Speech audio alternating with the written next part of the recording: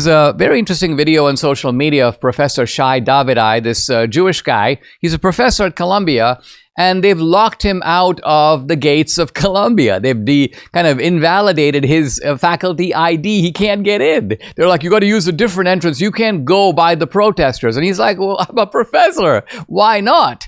And so a lot of people, including many conservatives, are now cheering this guy on. And they're like, oh, go, Professor Davidai, expose the anti-Semitism and so on. And me too. I mean, I agree. I'm on his side on this.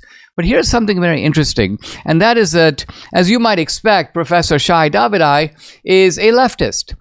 He's a progressive, and he's not alone. There are a number of Jewish progressives on campus who are now saying, I feel threatened, I feel encircled, I'm facing all this anti-Semitism.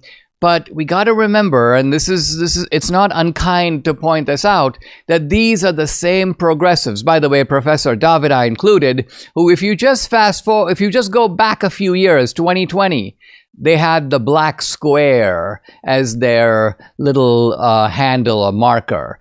They were BLM, Black Lives Matter, George Floyd. We support the rioters. We're part of the resistance. We need to overthrow white supremacy. Now, many of these Jewish progressives did that in the belief that they were part of the minority faction. In other words, they thought, yeah, racism's bad, sexism's bad, homophobia is bad, anti-Semitism is bad, and so this way we get to ally with all these resistance movements against, if you will, the kind of white power structure, which we're not part of.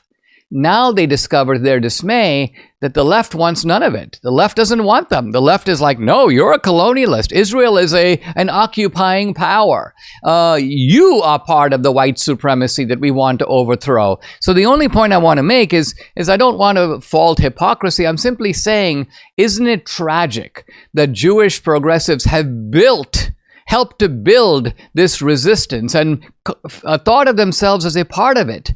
And now this resistance, like a python, turns on them and begins to encircle them. And now they perhaps belatedly, and this is, I think, what the good that I think can come out of this, because we as conservatives need to realize that this is a wedge issue for the left. And what we need to do, by and large, is now peel off all the former resistance guys like Davidai and say to them, you know what? You actually don't belong on that side. You might have thought at one time that those were your friends, those were your allies. Actually, those are the people who hate you.